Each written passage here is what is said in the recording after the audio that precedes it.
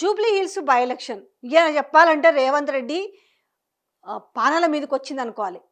అదొక మెడకు ఒక ఉచ్చులాగా మారింది. ఏం చేయాలి ఇప్పుడు?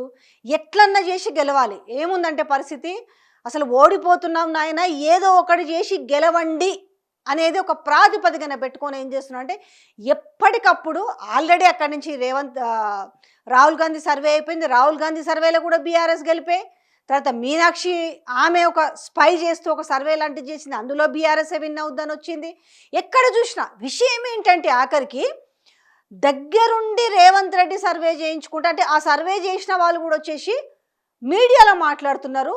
అంటే అన్ని ఏ దాంట్లలో అయితే ఉన్నాయో అక్కడ చూసుకుంటే వార్డ్ వైజ్గా చూసుకున్నా కూడా, బస్తీ వైజ్గా చూసుకున్నా కూడా, బస్తీలు ఉన్నాయి కదా, చాలా బస్తీలు ఉన్నాయి కదా, ఎట్లా చూసుకున్నా కూడా మొత్తం బీఆర్ఎస్ఏ కనిపిస్తుంది. ఇది వచ్చేసి నేను చెప్తున్న మాట కాదు, కొన్ని మీడియా ఛానళ్ళకి వెళ్ళి ఎవరైతే సర్వే చేసారో వాళ్ళే వచ్చి చెప్పుకుంటున్న వైనం కనిపిస్తుంది. అట్లా పలుమార్లు ఎప్పటికప్పుడు సర్వే చేపిస్తుండంట. అంటే క్యాండిడేట్లు ఎవరు పెడితే ఏ రకంగా ఉంటుంది,